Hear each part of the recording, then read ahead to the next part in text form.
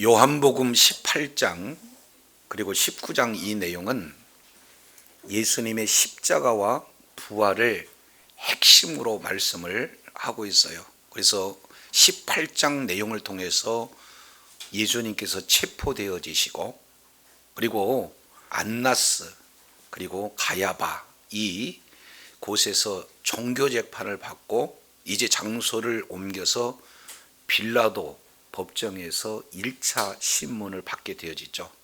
그런 사이에 베드로는 3번 예수님을 부인했던 사건이 18장에 기록되고 있다면, 오늘 19장 저와 여러분이 살펴볼 본문 내용을 통해서 보면은 이제 빌라도 법정에서 예수님의 2차 신문이 이루어지고 이곳에서 예수님의 사형 판결이 이제 선언되어지는 그런 장면이 이렇게 포함이 되고 있습니다.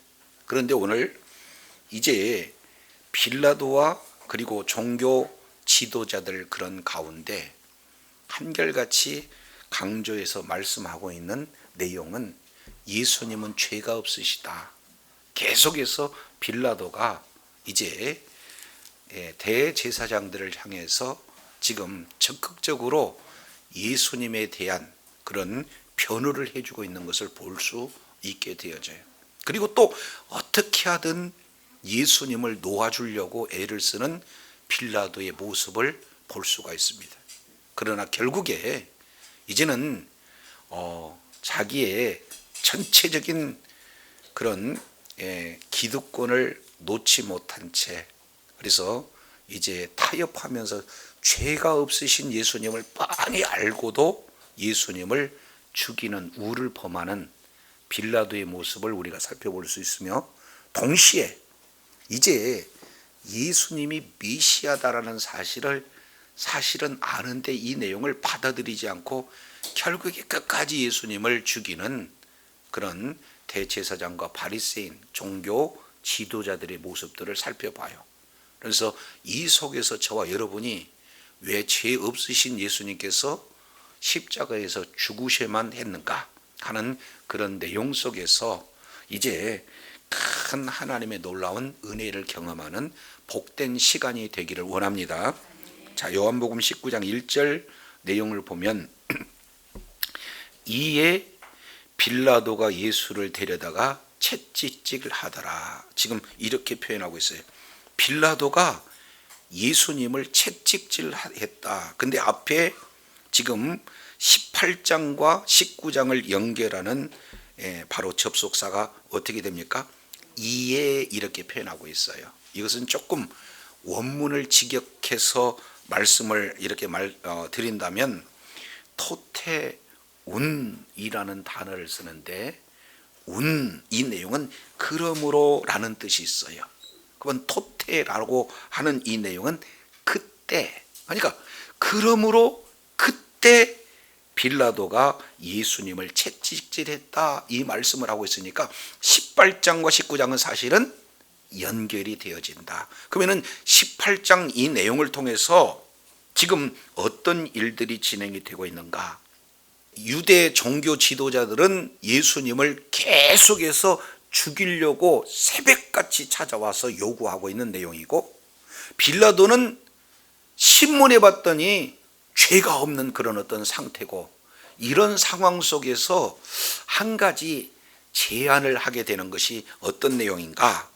6월절에 한 사람을 놓아주는 전례, 요즘으로 본다면 특별 사면 제도를 꺼내서 그때 당시에 가장 흉악범이라고 할 수 있는 바라바와 그리고 예수님 이 둘을 놓고 너희의 왕 이제 예수님을 놓아주면 어떻겠느냐, 지금 이렇게 제안하는데 이런 제안에 거절을 하게 되는 모습이 지금 18장 하반절에 기록이 되고 있어요. 그러니 빌라도가 봤을 때는 아침 일찍, 사실은 새벽같이 찾아와서 힘들게 하고, 그리고 분명히 죄가 없다라고 선언한 그런 어떤 상황 속에서도 특사 제도마저도 거부한 그런 내용들로 미뤄보아 이제 이 빌라도는 이 정황상 어떤 내용을 가지고 있습니까? 유대인들과 예수님 간에는 뭔가 넘지 못할 큰 문제가 있다. 해결할 수 없는 큰 문제가 있다. 이런 사실을 직감하게 되죠. 그래서 빌라도가 이제는 어떻게든지 예수님을 석방하기 위한 사실은 자구책으로다가 99장 1절에 빌라도가 예수님을 뭐하고 있는가? 채찍질하고 있다. 이렇게 지금 표현하고 있습니다. 근데 사실은 이 채찍질이요, 무시무시한 채찍질입니다. 예, 이 채찍을 닉토르라고 이렇게 표현을 하고 있죠. 그러니까 채찍의 맨 끝에 동물뼈나 아니면은 큰 이런 쇳덩이를 붙여요. 그래서 채찍을 내리치게 되어지면은 마지막 뾰족한 부분이 어디를 휙 에워싼 거냐면은 살을 에워싸요. 그러니까 이제 채찍을 치게 되어지면은 마지막 부분이 꽂히게 되죠. 그러면 이것을 뽑으려고 할 때 힘을 주게 되면 어떻게 되는 겁니까? 살 자체가 너덜너덜해지는 거예요. 그래서 이제 여러 가지 문헌의 그런 어떤 기록 내용을 보면은 그 채찍을 맞고 죽었던 그런 자들이 많다라는 그런 내용들이 알려질 만큼 굉장히 무시무시한 형벌이 채찍 형벌입니다. 이것을 지금 빌라도가 예수님을 데려다가 채찍질을 하고 있다. 지금 이렇게 말씀을 하고 있어요. 근데 여기에 거지 멈춰 있지 않아요. 자, 2절 내용을 통해서 보면은 빌라도는 어떻게든지 채찍을 해서 예수님의 큰 고통을 안겨줬다면 19장 2절부터 3절 이 내용은 그러한 군사들은 어떻게 되느냐? 예수님을 멸시하고 있는 내용들을 보게 돼요. 이 멸시의 내용을 크게 네 가지 모습으로 표현됩니다. 2절 내용을 보니까 군인들이 가시나무로 관을 엮어서 그의 머리에 씌우고 그랬습니다. 첫 번째, 가시관을 예수님의 머리에 씌웠다.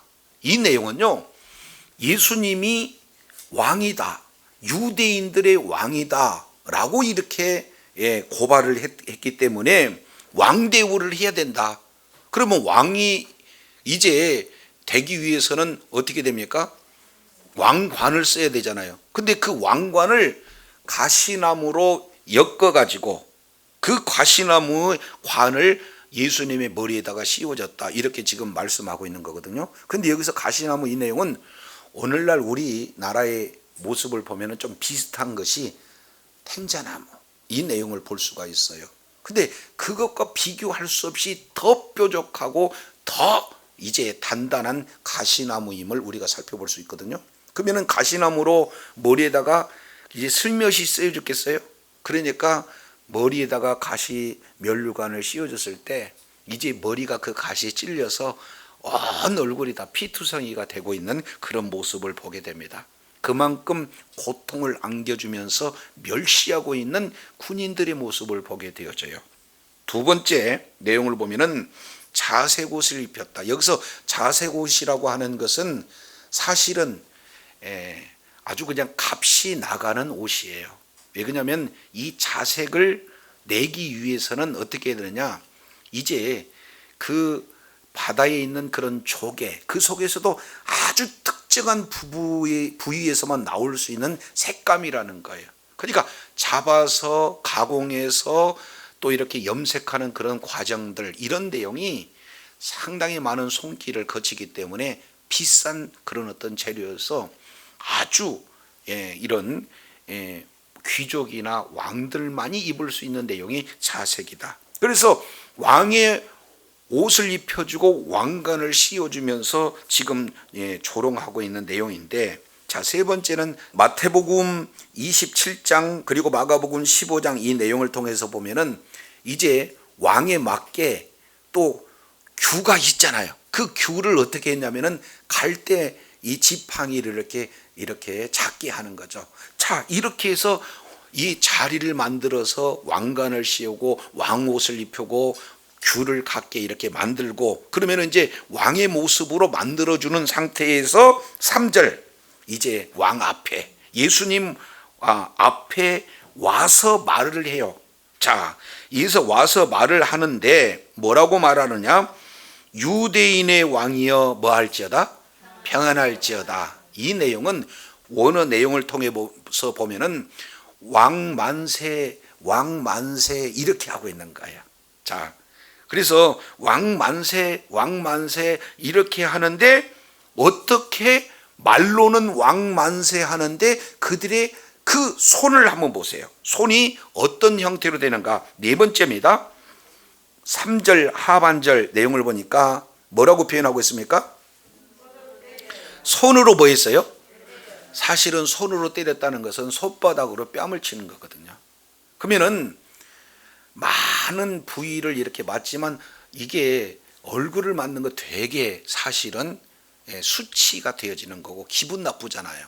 그런데 손바닥으로 얼굴을 이렇게 쳤다, 이 내용은 사실은 굉장한 수치가 되어지는 거예요. 근데 여기서 원문을 조금 더 이렇게 직역해서 본다면은, 자 3절에 왕 앞에 뭐 해서 가서, 이 내용이 미완료입니다. 그러니까 그냥 한 번 오는 걸로 끝나는 것이 아니라 계속해서 왕 앞으로 한 사람 한 사람 가고 있다는 것을 보고, 두 번째 때리는 이 내용도 미완료예요. 한 번 때린 게 아니라 계속해서 때리는 그런 내용입니다. 그러면은 자 3절 이 내용을 보면은, 자 왕처럼 앉혀놓고 난 다음에 왕이니까 인사하는데, 왕이여 만세수 하옵소서, 왕이여 만세수 하옵소서 하면서 굉장히 지금 비꼬는 듯이 인사하잖아요. 그러면서 왕이야 하면서 뺨을 때리고 한 군사가 지나가고,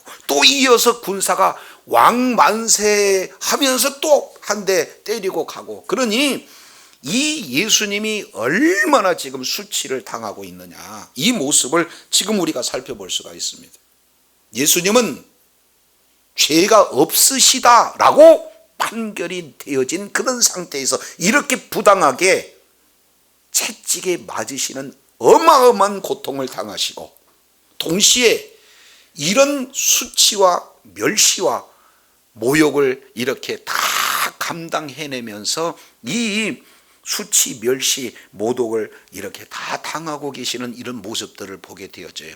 이것이 지금 빌라도가, 그리고 그 빌라도의 군인들과 함께 예수님의 고통을 주고 멸시라는 그런 모습이 1절에서 3절까지 연결이 되어지고 있는 것을 보게 되어져요. 자, 그리고 난 이후에 빌라도가 바빠요. 자, 이제는 6월절 전이기 때문에 유대인들은 관정에 들어오지 못하니까 빌라도가 관정 안으로 들어갔다가 나왔다, 계속해서 이런 반복을 진행하면서 이제 다시 밖으로 나와서 유대인들한테 이렇게 말하고 있는 것을 보게 돼요. 19장 4절 내용을 보니까, 보라, 이 사람을 데리고 너희에게 나올 것이다. 원문, 자 나올 것인데 왜 나오느냐, 목적이에요. 이는 내가 그에게서 아무 죄도 찾지 못한 것을 너희로 뭐하게 한다? 아니, 아무 죄도 찾지 못한 것을 알게 하기 위해서 그토록 모진 채찍을, 그리고 모진 멸시를 진행을 했다, 이런 내용을 지금 빌라도가 유대 종교 지도자들한테 이렇게 얘기를 하고 있는 거예요. 그러면 이 정황상 보면은요, 지금 유대인을 설득하고자 하는 빌라도의 마음이 있어요. 왜냐하면 빌라도가 어떻게든지 공정한 재판을 하고, 그리고 공정한 재판의 결과가 죄가 이제 아무것도 찾을 만한 죄가 없다는 그런 사실을 알고 그들에게 얘기를 했는데 받아들이지 않아요. 그래서 한 발짝 협상하기 위해서 예수님을 이제 놓아주려고 노력하기 위해서 특사 제도를 언급했는데 그것도 안 받아줘요. 그래서 다시 지금 빌라도가 이 정도 그 유대인들의 그 분노한 마음을 달래기 위해서라면은 이제 죄가 없지만 이 정도로 가혹하게 이제 채찍을 가하고 이 정도로 멸시와 모욕과 이제 수치를 안겨주는 그런 방법으로 아무리 이제 신문을 해봐도 더 이상 찾을 만한 죄목이 없다라는 사실을 이제 유대인들에게 뭐예요? 알게 하기 위해서 일부러 더 이제 고통을 가하는 이런 방법으로 지금 진행했다라는 사실을 지금 유대인들에게 보여주고 있는 것을 볼 수가 있어요. 자, 그러면서 5절 보세요. 5절 직접적으로 말씀하고 있는 내용에 하나님의 놀라운 의도가 이 속에 담겨져 있습니다. 이에 예수께서 과시간을 쓰고 자색 옷을 입고 나오시는데 빌라도가 그들에게 이르되 보라 이 사람이로다. 거기다가 대가르를 쫙 한번 쳐놔보세요. 보라 이 사람이로다. 이 내용은 빌라도가 예수님을 지금 바라볼 것에 대한 말을 하고 있지만 이 속에서는요 하나님의 놀라운 섭리가 담겨져 있는 아주 중요한 신학적 그리고 이 하나님의 말씀하고자 있는 의도가 이 속에 담겨져 있는 내용이에요. 자, 요 내용을 보면 보라 이 사람이라고 해서 봤던 그 이 사람의 내용은 누가 됩니까? 예수님을 바라보는데 이 예수님은 완전히 피투성으로 뒤범벅이 되어 있는 예수님을 바라보라는 거예요. 이처럼 철저하게 채찍을 가하고 수치를 가했는데도 불구하고 죄의 덕목을 찾아볼 수 없는 자가 이자다라고 지금 가르쳐주고 있는 내용을 볼 수가 있습니다. 이것이 사실은 이제 예수님이 십자가에서 이제 공생애의 마지막 절정을 이루는 마지막 장면에 예수님이 누구신가를 지금 빌라도가 소개해 주는 내용이잖아요. 근데 공생의 시작 전에 예수님을 소개하는 용어가 있어요. 이 내용은 잠깐 우리 찾아보겠습니다. 요한복음 1장 29절 이 내용을 통해서 보면은 이렇게 말씀을 하고 있죠. 자, 요한복음 1장 29절 이튿날 요한이 예수께서 자기에게 나오심을 보고 이르되 보라. 다시 뭐라고요? 세상 죄를 지고 가는 하나님의 어린 양이로다. 예수님이 누구신가? 요한은 그 제자들에게 예수님을 한마디로 요약하기를 세상 죄를 지고 가는 하나님의 어린 양이다. 지금 이렇게 말하고 있어요. 소개하고 있다 그 말이죠. 근데 이 똑같은 고백을 예수님의 이제 공생애를 다 마무리 짓는 그런 상황에서 빌라도는 보라 뭐라고 그래요? 이 사람이다 이렇게 말씀을 하고 있어요. 이 내용을 두 가지를 이렇게 포함하면 예수님이 누구신지를 정확하게 표현하고 있어요. 예수님은 세상 죄를 지고 가시는 뭡니까?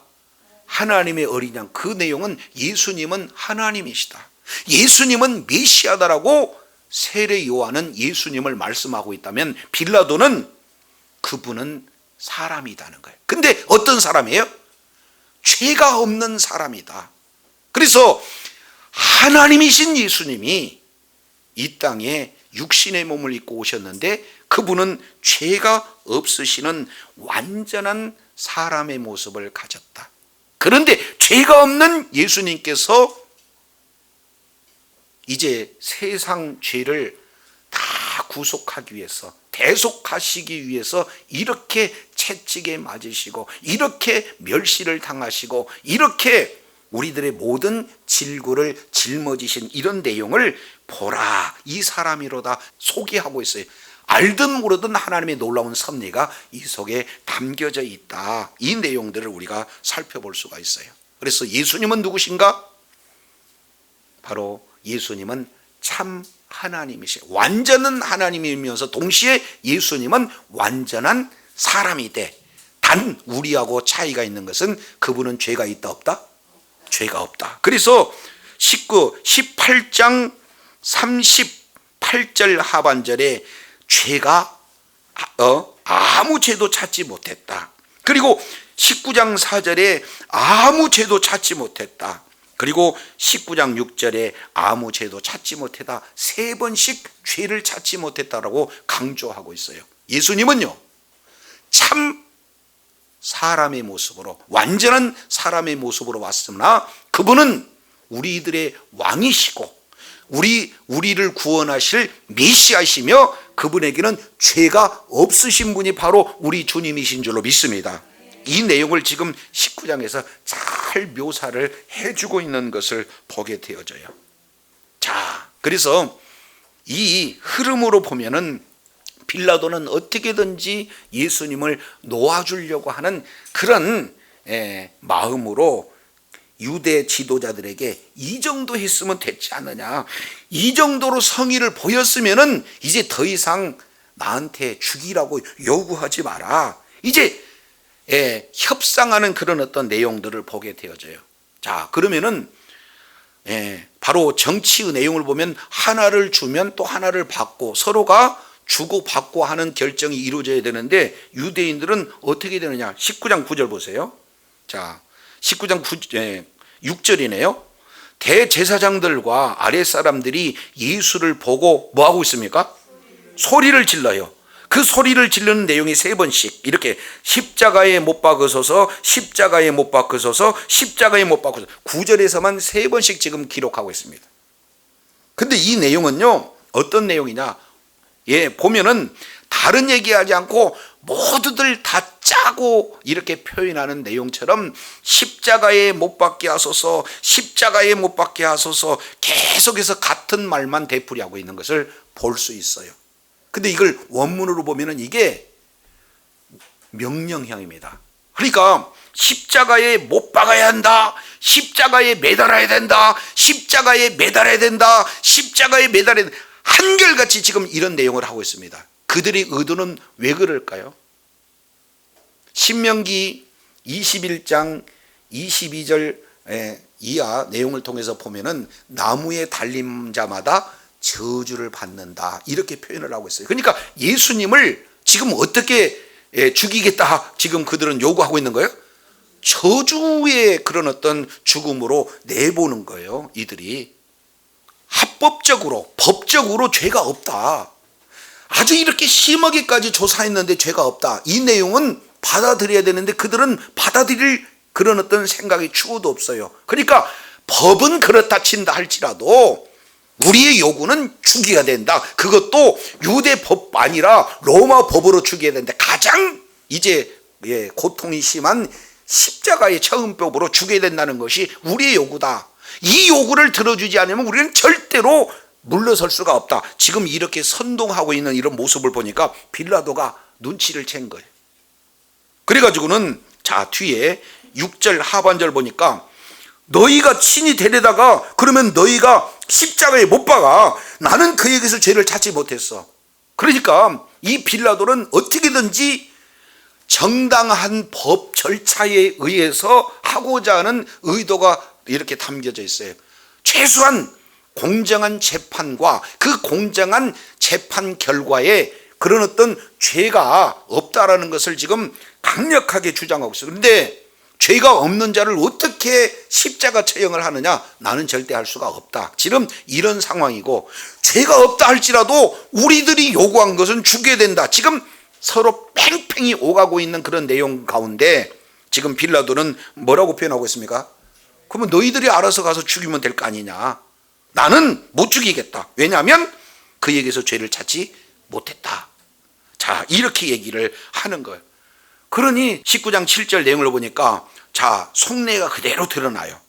자, 우리에게는 법이 있는데 우리 법대로 오면은 그가 당연히 죽어야 된다. 이 내용은 레위기서 24장 16절 이 말씀을 근거하고 있거든요.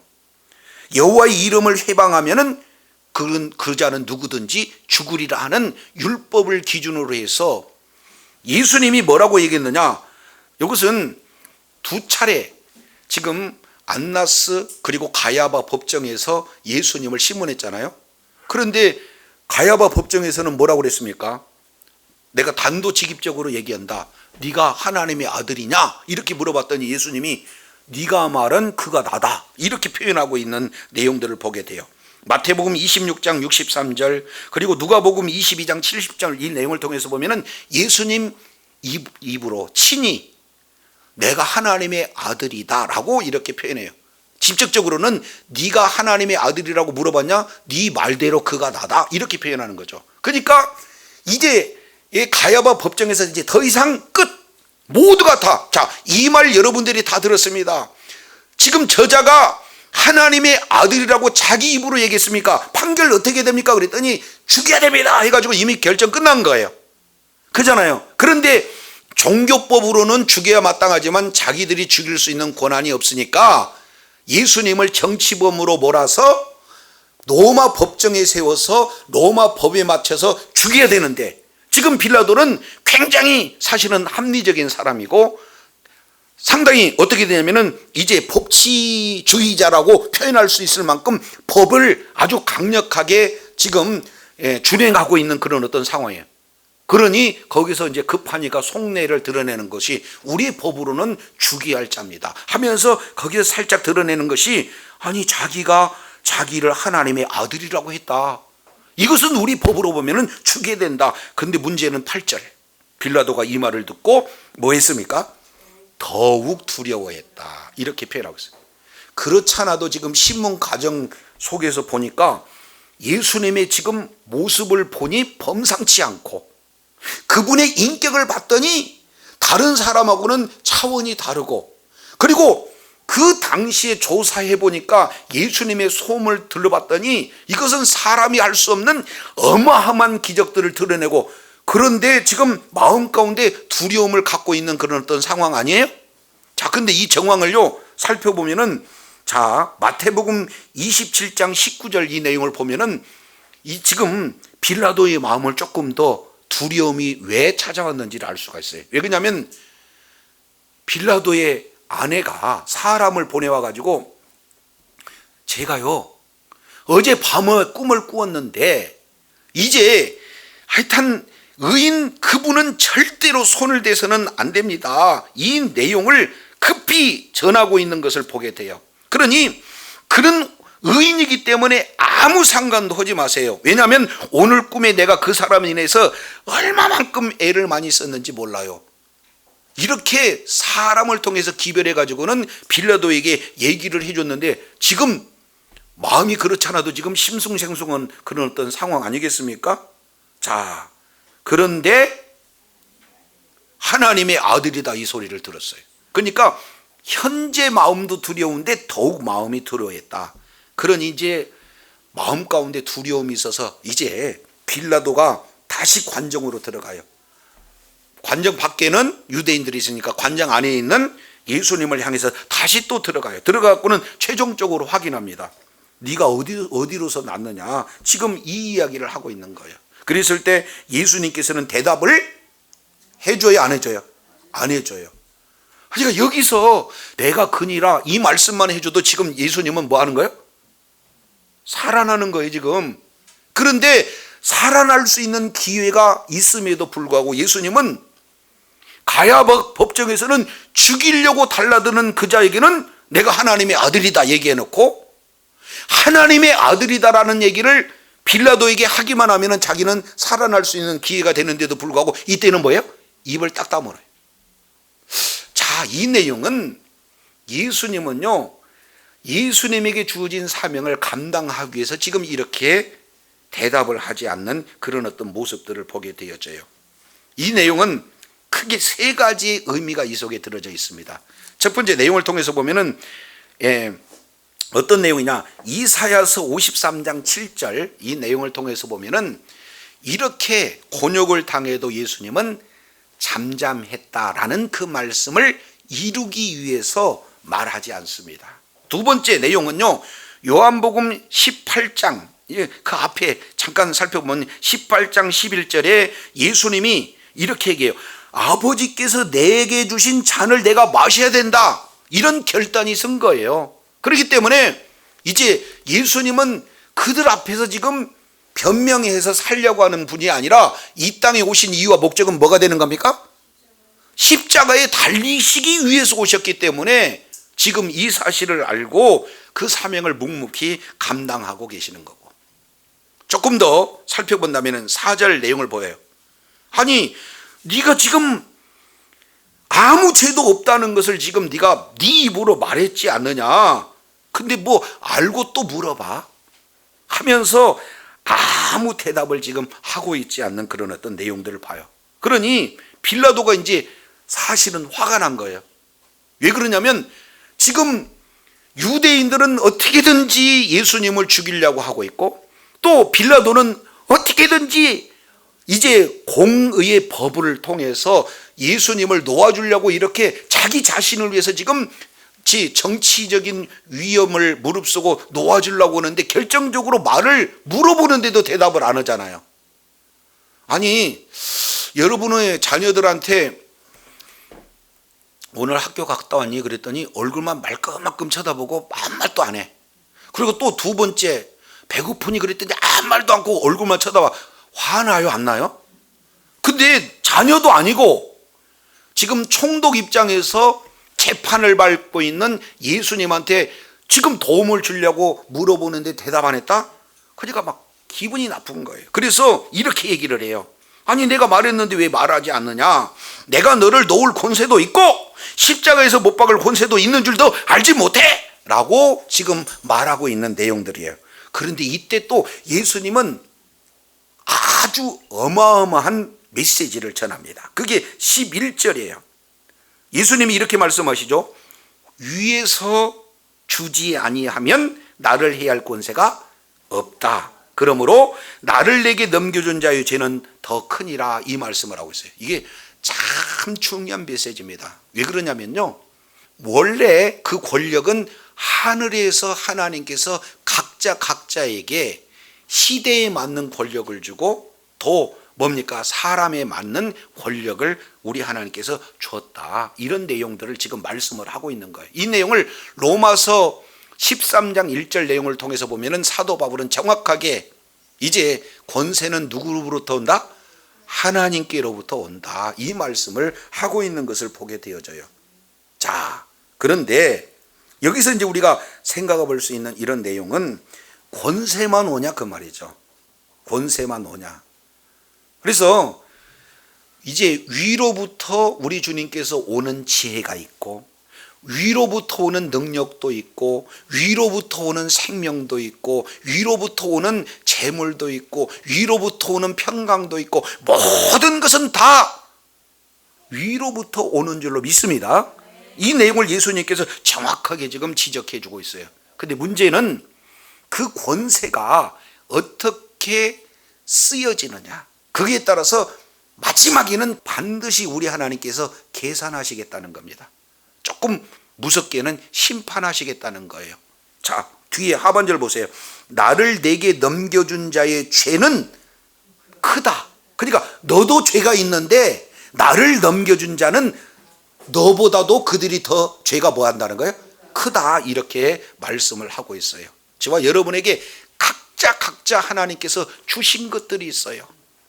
어떤 사람한테는 좋은 성품을 주고, 어떤 사람은 말을 잘할 수 있는 재능을 주고, 어떤 사람은 돈을 많이 벌 수 있는 그런 재능을 주고, 어떤 사람들에게는 많은 사람들을 화합하게 하는 그런 재능을 줬어요. 그렇지 않습니까? 그런데 이제 맡겨진 것을 어떻게 잘 사용했느냐, 나만을 위해서 사용했느냐, 아니면 남을 해치는 데 사용했느냐, 이 내용 가지고 우리 주님은 반드시 계산하겠다는 거예요. 저 여러분, 이거 명심하셔야 됩니다. 그래서 하나님께서 나에게 왜 물질을 주셨는가, 이 물질을 통해서 하나님 앞에 영광 돌릴 수 있도록, 하나님께서 나에게 이 권세를 왜 주셨는가, 이 권세를 통해서 하나님 앞에 영광을 돌리도록 반드시 우리 하나님께서는 이 부분을 뭐 하는 거예요? 계산하시겠다. 지금 이렇게 표현을 하고 계시는 것을 보게 되어져요. 그러니 내가 너를 해할 권세가 있지 않냐, 너를 놓을 권세도 있지 않느냐, 이렇게 얘기했다가 지금 큰 깨달음을 얻게 되는 거예요. 그래서 이제는 빌라도가 12절 보세요. 이러함으로 빌라도가 예수님을 놓으려고 뭐 했다는 거예요? 그 이전까지는 예수님을 놓으려고 하는 것은 맞는데, 그것은 자기가 하나의 죄가 없다는 것을 너무나 정확하게 알았기 때문에 자기는 법대로 예수님을 놓아주려고 했을 뿐인데, 이 말씀을 듣고 난 이후에는 예수님을 놓으려고 직접적으로 애쓰고 힘쓰는 그런 시도들을 진행을 하고 있는 거예요. 근데 이게 원문 내용으로 보면 미완료입니다. 그러니까 끊임없이 뭐 하는 거예요? 힘썼어요. 예수님을 놔줘야 된다, 예수님을 풀어줘야 된다, 계속해서 노력하고 있어요. 그러니까 가장 큰 위기의식을 느낀 자가 누가 되겠습니까? 또 이제 유대인들이 되죠. 그러니까 유대인들은 빌라도를 협박해요. 두 가지로. 첫 번째, 만약에 이 사람을 놓으면 당신은 가이사의 충신이 아닙니다. 여기서 충신이라고 하는 것은 원문으로 보면 친구예요. 그러니까 가이사와 친구와 같은 충신 당신 아닙니다. 진짜 친근한 충신이라면 이 사람을 놓아주면 안 되죠. 두 번째, 이 로마 황제 치하에서는 왕은 한 사람만 있어야 되는데 자칭 왕이라고 하는 자를 놓아줬다 그러면은 가이사를 대적하는 왕을 놓아줬으므로 당신도 가이사를 반역하는 그런 부류 가운데 해당됩니다. 그러니까 놓아줘서는 안 됩니다. 이거 우리가 가만히 있지 않겠습니다. 이렇게 겁박하는 그런 내용이에요. 그러니까 빌라도가 13절 할 수 없이 이 말을 듣고 예수를 끌고 나와서 어디로 지금 진행을 하고 있습니까? 돌로 완전히 포장된 그런 뜰의 재판석이 지금 남겨져 있는 그런 어떤 장면이 되어지죠. 자, 그 재판석에서 앉았다는 건 이제 공식적으로 지금 재판을 진행을 하고 있는 겁니다. 자, 그런데 14절 이 내용이 참 중요해요. 14절 보면 이 날은 무슨 날이다? 유월절의 준비일이다. 그리고 때는 제6시다. 이렇게 지금 표현하고 있습니다. 그러면은 세 가지 요소를 말하고 있어요.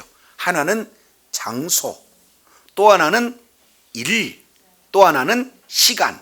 그래서 무슨 행사를 하게 되면 일시와 장소는 빼놓지 않잖아요.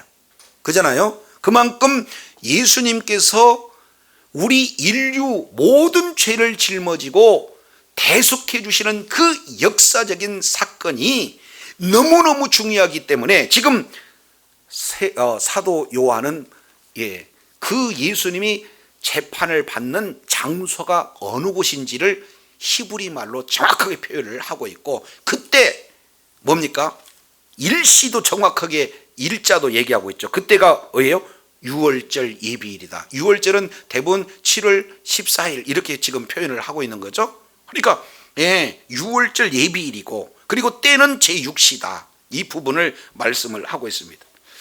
그러니까 이 때는 좀 여러 가지 표현이 있지만, 자, 이게 로마식 시간으로 지금 대부분 학자들은 이해해요. 그러니까 때는 새벽 6시다. 그러니까 새벽 3시에서 지금까지 6시까지 막 이런 여러 가지 상황이 진행이 되니까 이때부터 예수님을 끌고 나가서 십자가에서 달게 매달아 죽이게 되는 그런 어떤 사건으로 보면은 전체 시간이 맞물려져요. 그러나 이 유대인 시간으로 하면은 조금 혼돈됩니다. 하여튼 여기서 말씀하고자 하는 내용은 6월절이다 그 말이죠. 그래서 요한복음 1장 29절 내용을 보니까 예수님은 세상죄를 짊어지고 가는 하나님의 어린 양, 이 내용은 6월절의 어린 양을 지금 직접 말씀을 하고 있고, 그리고 예수님이 십자가에서 달리는 그 기간이 결국에는 6월절 어린 양을 잡을 수 있는 그 기간, 준비하는 기간하고 연결을 시키는 것을 이렇게 보게 되어지면 어떻게든지 죄가 없는 예수님을 죽이고자 하는 그런 종교 지도자들의 그 형태나 어떻게든지 인간적인 방법으로든 자기가 가지고 있는 권위를 통해서든지 예수님을 놓고자 하는 빌라도의 노력이나 두 내용 다 어떻게 됩니까? 수포로 돌아가요. 예수님이 십자가에서 죽으신 것은 유대인들이 죽인 것보다도, 빌라도가 공식적으로 선언한 것보다도 그 근원적인 내용은 하나님께서 6월절 어린 양으로 예수님을 허락하신 바로 내용인 줄로 깨달으시길 바랍니다. 자, 너무 길어서 예수님은 이 땅에 오신 목적은 저와 여러분을 죄를 짊어지고 죽으시기에 오신 분이 예수님이신 줄로 믿습니다. 이 내용을 출애굽기 12장에 유월절 어린 양의 그 말씀이 실제 이루어지도록 이미 하나님의 원대한 구속 계획은 이미 이루어졌어요. 그러니까 예수님은 반드시 저와 여러분을 위해서 죽으셔야 되는데 그 죽이는 일에 유대인의 종교자가 쓰임 받는 것이고 빌라도가 쓰임을 받는다 그 말이에요. 그래서 너무 중요하기 때문에 장소, 시간, 일시 이 내용들을 정확하게 지금 기록하고 있다라는 것을 보게 되어져요. 자, 그러면서 빌라도가 유대인들한테 자, 최종적인 결론입니다.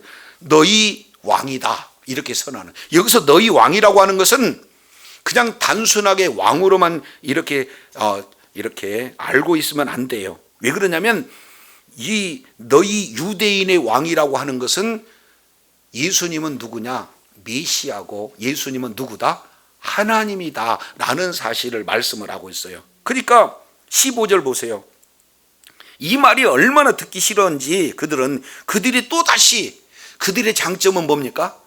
수틀리면 소리 지르는 거예요. 데모하는 겁니다.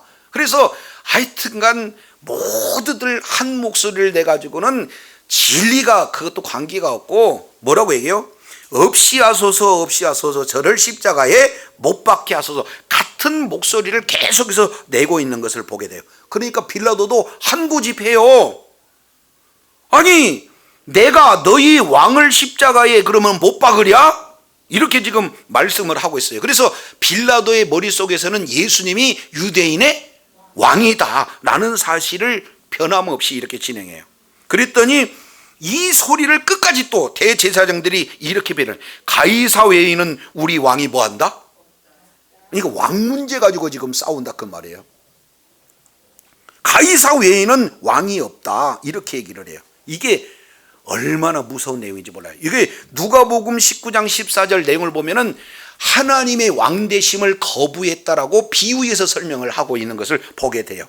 자, 이 내용은 우리가 사무엘상을 우리가 살펴봤지만 사무엘상 12장 12절 이 내용을 통해서 뭐라고 말씀을 하고 있습니까? 자, 하나님이 지금까지 이스라엘 민족의 왕이 되셨어요. 하나님께서 보호해 주시고 하나님께서 공급해 주시는 그 왕으로서의 모든 일들을 지금까지 진행했는데 이스라엘 백성들이 하나님의 왕됨을 거부하고 사람 왕을 세워달라고 지금 얘기했던 거 아니겠습니까? 자, 그런 어떤 상황 속에서 이 사무엘이 너무 낙심하니까 하나님께서 사무엘아, 이스라엘 백성들이 사람 왕을 세우는 것은 너를 배반하는 것이 아니라 여호와 나를 배반했다라고 우리 주님이 정확하게 말씀을 하고 있어요. 이것을 직접적으로 시편 74편 12절 이 내용을 통해서 보면은 여호와가 우리 왕이다 이 내용을 말씀을 하고 있어요.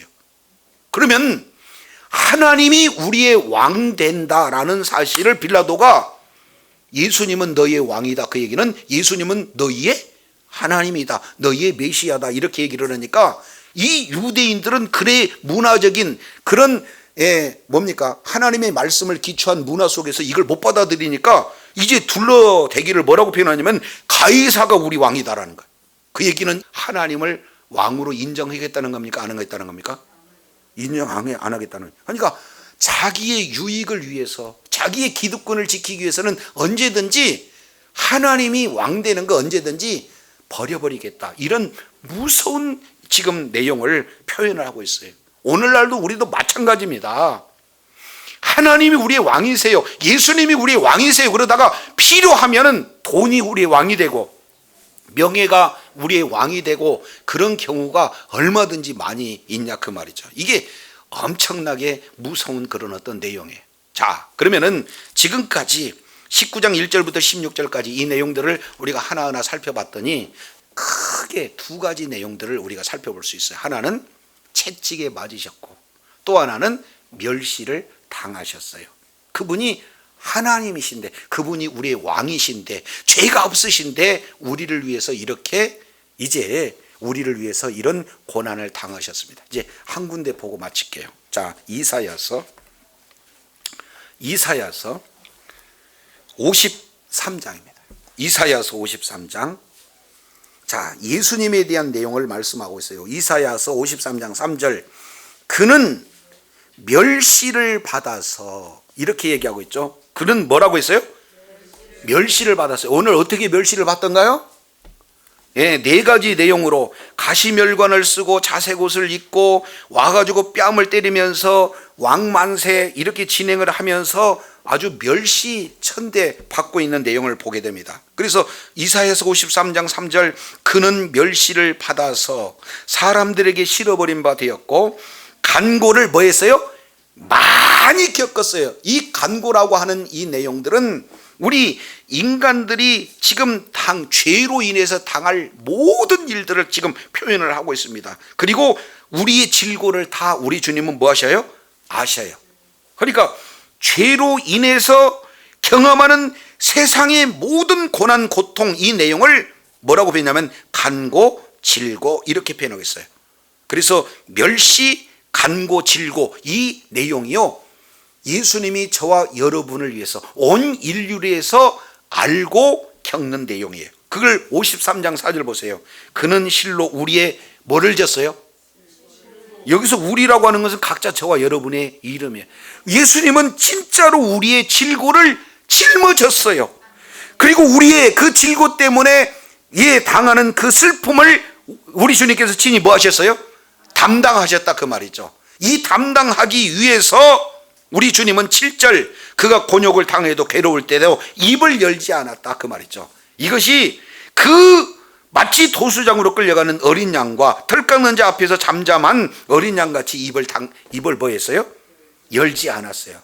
그러니까 우리 주님은 저와 여러분의 질고를 지고 우리의 슬픔을 담당하기 위해서 이 땅에 오셔서 채찍에 맞으시고 이 모든 수치를 다 당하시고 우리의 질고를 담당하신 분이 바로 예수님이신 줄로 믿습니다. 자, 이 내용을 히브리서 4장 16절 15절 내용을 보면 우리에게 대제사장이 있는데 우리의 연약함을 체휼하지 아니하는 자가 아니요 모든 일에 우리와 한결같이 시험을 받은 자로되 죄는 없으시니라 이렇게 말씀을 하고 있는 것을 봅니다.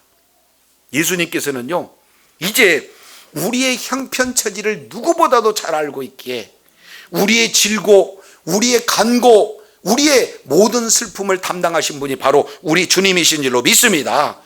바로 십자가의 죽으심이 이런 우리들에게 주어진 은혜예요. 그래서 우리를 위해서 채찍에 맞으셨기 때문에 저와 여러분이 나음을 입게 되는 줄로 믿습니다. 우리 주님께서 멸시천대를 받았기 때문에 이제 저와 여러분이 멸시천대를 받지 않고 주님의 평강 가운데 거하게 하신 분이 바로 우리 주님이신 줄로 믿습니다.